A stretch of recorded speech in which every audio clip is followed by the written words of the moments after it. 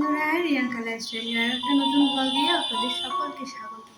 যে যেখান থেকে দেখছেন ব্লগটা একটু ভালো লাগলে লাইক শেয়ার সাবস্ক্রাইব করে সঙ্গে থাকবেন, পাশে থাকবেন। বাজার করা হয়েছে আর এদিকে একটু চিকেন আনা হয়েছে। আজকে যে চিকেন ভাতই করবো, সেরকম কিছু করবো না। তো ওদিকে রান্না বসিয়ে দিয়েছি, ভাত এবং চিকেন দুটো একসাথে বসিয়ে রেখেছিলাম। ছেলেকে নিয়ে একটু পড়তে বসিয়েছিলাম আর এদিকে রান্না বান্না চাপিয়ে একটু নিচে গিয়েছিলাম। আর এখন থেকে আমি ব্লগটা স্টার্ট করছি।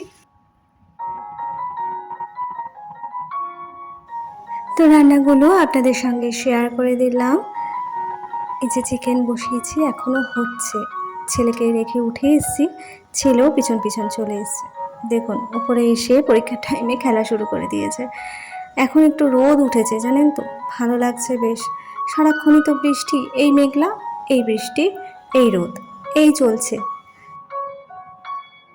স্নান খাওয়া দাওয়া করে একটুখানি বসেছিলাম, জানেন তো, ঝমঝমিয়ে বৃষ্টি নেমেছে। ছেলে গেছে পরীক্ষা দিতে, ঘুম কি আর হয় বলুন।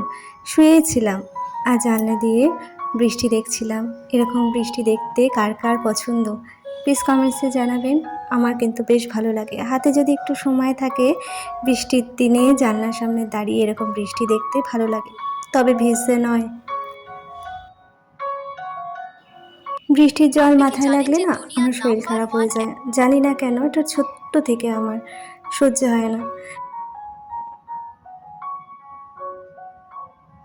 প্রতিদিনের মতো রাতে যে কাজগুলো আমার থাকে, এখন প্রায় 8টা মতো বাজে, রাতের বিছনা করছি। বিছনাটাকে ঝেড়ে নিলাম। এবার বিছনাটা ঝেড়ে ঘরটা ঝাড় দিয়ে দেবো সুন্দর করে। যেহেতু আমার একটা ঘর, আমি সব সময় এভাবে দুবেলা করে ঝাড় দিই। ঝাড়টা আমার 3-4 বার দেওয়া হয়েই যায় দিনে। যখনই আমার একটু বালি কিচকিচ লাগে তো আমি ঘরটা ঝাড় দিয়ে দিই, পুছতে না পারি। তো সকালে তো একবার পোছা হয়, সন্ধ্যের দিকে আরেকবার আমি ঝাড় দিই আর কি, বিছানাটা করার পর।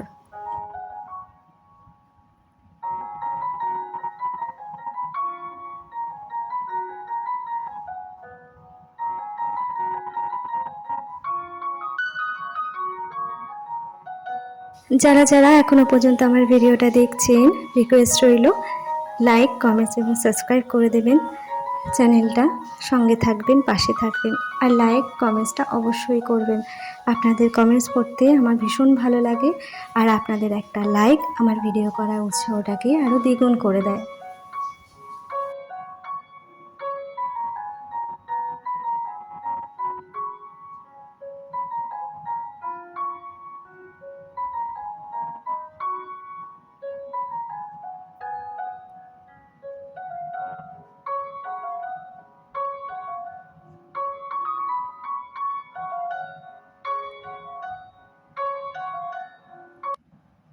ব্যাস, আজকের মতো আমার রাতের বিছনা করা কমপ্লিট। আপনাদের দেখিয়ে দিলাম। এইবার হচ্ছে একটু নিজের যত্ন করব। বেশ অনেক দিনই হয়েছে চুলে একটু অয়েলিং করব, তো এটা করব করে হয়ে উঠছে না। তো আজকে ভাবলাম একটু তেল দেব। তেল বলতে কি, আমি যে তেলটা দিই সেটা অবশ্যই আপনাদের সাথে শেয়ার করব এবং বলেও দেব। আমি আজকে একটুখানি ক্যাস্টর অয়েল দেবো। আর এই ক্যাস্টর অয়েলের মধ্যে আমি ভিটামিন ই যে ক্যাপসুল হয়, আমি সেই 2টো ক্যাপসুল এতে মিশিয়ে রেখেছি। তো এটাই আমি হেয়ারে দেবো, কারণ এখন বর্ষাকাল চলছে, একটু হেয়ার লস হচ্ছে। তো সেই কারণে এই তেলটা দিলে চুলের গোড়াটাও শক্ত হবে আর চুলটাও ভালো থাকবে। আমি সব সময় তেল দিতে পারি না, কারণ যখন তখন তো বেরোতে হয়। আর তোমরা জানো মায়ের শরীরটা খুব একটা ভালো না। তো সেই কারণে নিজের যত্ন নেব আর নিজের সমস্ত কিছু করব করে আর হয়ে উঠছে না। সংসারের চাপও তো থাকে, বুঝতেই পারছো। তো সেই কারণে তো চলো আমি কিভাবে তেলটা ইউজ করি সেটাও তোমাদের সঙ্গে দেখিয়ে দিলাম। আর এর মধ্যে একটুখানি কোকোনাট অয়েলও পাইলিং আছে, কারণ ক্যাস্টর অয়েলটা না হেভি হয়, তো সেই কারণে দিতে খুব প্রবলেম হয়। তাই নারকেল তেল আর ভিটামিন ই ক্যাপসুল, সেটা দুটোই এটার মধ্যে মেশানো আছে। তো আমি এটার মধ্যেই রেখে দিয়েছি, তাতে আমার দিতে সুবিধা হয়। তো চলো ভিডিওটা আর বেশি বড় করব না। যে যেখান থেকেই দেখছেন, ভিডিওটা ভালো লাগলে লাইক শেয়ার সাবস্ক্রাইব করে সঙ্গে থাকবেন, পাশে থাকবেন। আর একটা ছোট্ট করে লাইক করে দেবেন। আপনাদের লাইকটা কিন্তু আমাদের মোটিভেশন বাড়িয়ে দেয়। তো চলো আজকের মতো ভিডিওটা এত অবধি থাক। টাটা।